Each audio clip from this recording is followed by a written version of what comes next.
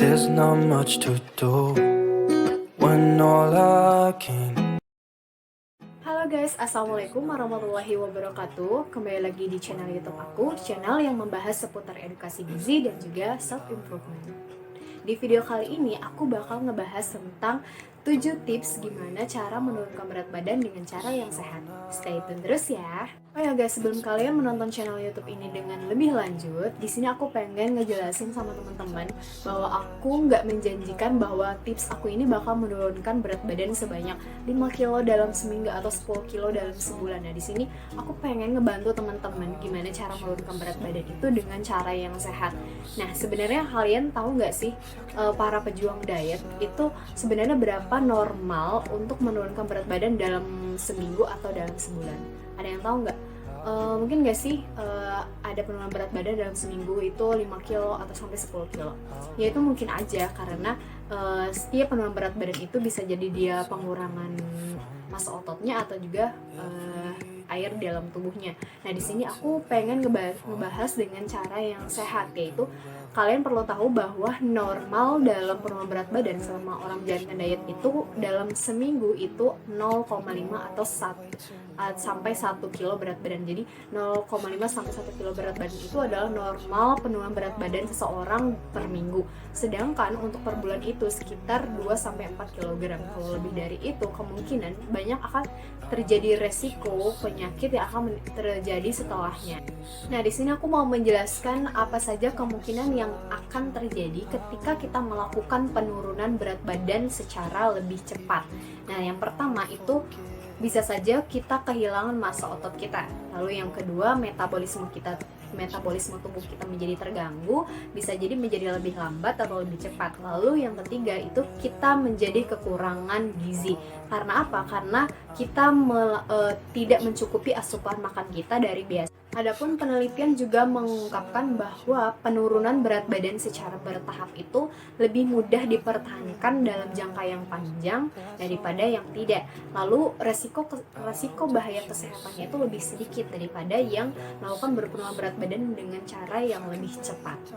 Nah, setelah mengetahui beberapa bahaya yang kemungkinan terjadi ketika kita melakukan diet penurunan berat badan yang lebih sehat. Nah, di sini aku pengen ngebantu teman-teman gimana caranya tips menurunkan berat badan dengan cara yang lebih sehat. Nah, untuk tips yang pertama itu kita harus mengetahui pola makan kita. Pola makannya itu yang seperti apa yang harus kita ketahui. Misalnya, kita sering makan goreng-gorengan atau kita sering melewatkan sarapan.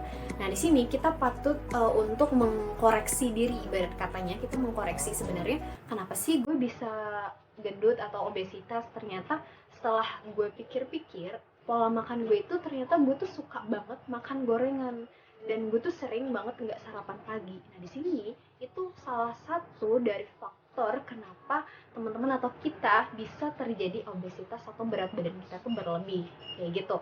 Nah, jika kalian salah satunya adalah orang sangat menyukai gorengan, nah di sini perlu kalian perhatikan pola makan kalian untuk mengurangi makan gorengan. Aku nggak menyarankan buat kalian nggak makan gorengan sama sekali, tapi di sini aku mengatakan bahwa kalian harus mengurangi itu untuk mengurangi asupan lemak yang kalian konsumsi di dalam gorengan tersebut.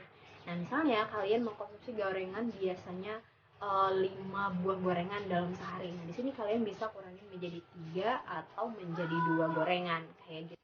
Lalu tips yang kedua adalah kita harus mengetahui berapa kalori harian yang kita butuhkan. Nah, kalori ini masing-masing orang itu berbeda, tergantung dari usianya, berat badannya berapa, tinggi badannya berapa, perempuan atau jenis kelaminnya apa, nah kayak gitu. Nah, di sini berbeda-beda di setiap masing-masing orang. Nah, kalian bisa ngecek berapa kebutuhan kalori kalian dalam per hari ini di sini.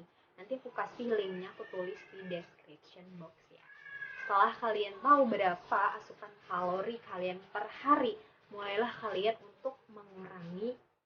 Sebagaimana kalau kita ingin menurunkan berat badan, berarti asupan kalori kita dalam sehari itu tidak lebih dari asupan batas harian kita. Misalnya asupan harian aku 2000 kalori. Nah, di sini dalam sehari itu aku seharusnya mengkonsumsi kurang dari 2000 kalori. Nah, kalau kita selalu lebih dalam 2000 kalori batas harian kita, nah di sini terjadilah penumbuhan lemak di dalam tubuh kita yang akan menyebabkan berat badan kita menjadi bertambah. Nah, itu faktornya. Jadi peningkatan berat badan atau obesitas itu adalah terjadi ketika terjadinya ketidakseimbangan kalori di dalam tubuh kita. Jadi kalori yang masuk itu lebih banyak daripada kalori yang keluar. Lalu tips yang ketiga adalah kita harus mengganti lemak dengan lemak yang lebih sehat. Contohnya, ketika kita makan goreng-gorengan, otomatis kita mengkonsumsi lemak juga dong. Nah, lemaknya itu di goreng-gorengan itu lebih ke lemak yang enggak sehat. Kenapa? Karena mereka sudah beberapa kali dilakukan penggorengan itu sudah terhidrolisis, jadi kayak rantainya itu udah lebih panjang kayak gitu. Nah, di sini kita berfokus ke mengganti lemak yang bisa dikatakan lemak jahat ke menggantinya dengan lemak yang baik. Contoh lemak baik itu banyak banget di makanan-makanan seperti alpukat, seperti di kacang-kacangan, di minyak kayak minyak zaitun, minyak kedelai, minyak jagung dan sebagainya. Di situ kita bisa mengganti itu semua dan mengurangi konsumsi lemak jahat ini. Nah, di sini lemak jahat ini salah satu dari sumber atau faktor terjadinya penyakit degeneratif. Nah, penyakit degeneratif ini adalah penyakit yang tidak menular seperti diabetes, penyakit jantung, stroke. Nah, di sini faktor utama penyebabnya itu biasanya lemak jahat. Itulah kenapa kita harus mengurangi lemak jahat ini dan menggantinya dengan lemak baik. Bukan berarti kita tidak mengkonsumsi lemak sama sekali, tapi kita harus menggantinya dengan lemak yang lebih baik. Nah, lemak yang lebih baik ini dinamakan lemak HDL. Sedangkan lemak jahat itu namanya lemak LDL. Pasti teman-teman yang pernah mendengar itu semua. Oke, untuk tips yang keempat adalah kita harus mengganti karbohidrat sederhana menjadi karbohidrat kompleks. Kalau tips yang ketiga itu tadi kita mengganti lemak jahat menjadi lemak baik. Kalau di tips yang keempat kita mengganti karbohidrat sederhana menjadi karbohidrat lebih kompleks. Karbohidrat sederhana ini biasa banyak ada di gula, di permen dan juga di kue kayak gitu. Nah, untuk karbohidrat kompleks ini biasanya dia tinggi serat, itulah kenapa dia menjadi lebih sehat daripada karbohidrat sederhana. Karbohidrat kompleks ini biasanya terdapat di nasi, tapi lebih ke nasi merah kayak nasi hitam kayak gitu. Terus juga ada di oatmeal, terus ada di jagung, kayaknya deh ada deh. Nah, di sini pokoknya karbohidrat kompleks itu lebih ke tinggi serat dan gulanya lebih sedikit, kalorinya juga lebih sedikit. Sedangkan kalau yang karbohidrat sederhana itu biasanya dia tinggi banget gulanya, indeks glikemiknya tinggi. Indeks glikemik itu kayak apa ya namanya? Gula diserap dalam tubuh itu, penyerapan dalam tubuh itu lebih cepat dan lebih lama. Kalau yang indeks glikemiknya yang rendah itu biasanya dia lebih lama diserap. Sedangkan indeks glikemik glikemik yang lebih tinggi itu biasanya lebih cepat diserap. Itulah kenapa orang yang kena penyakit diabetes itu disarankan untuk mengkonsumsi karbohidrat dari indeks glikemik yang lebih rendah, dan salah satunya adalah oatmeal atau sereal. Nah, makanya itu kenapa orang yang diabetes biasanya disarankan untuk mengkonsumsi oatmeal kayak gitu. Karena di beberapa penelitian juga kalau oatmeal itu bisa membantu menurunkan berat badan dan juga membantu menurunkan resiko penyakit diabetes dan menurunkan kadar gula darah. Kayak gitu teman-teman. Oke, jadi kalian bisa searching sendiri sebenarnya sumber dari karbohidrat kompleks itu dari mana aja dan karbohidrat sederhana itu dari mana.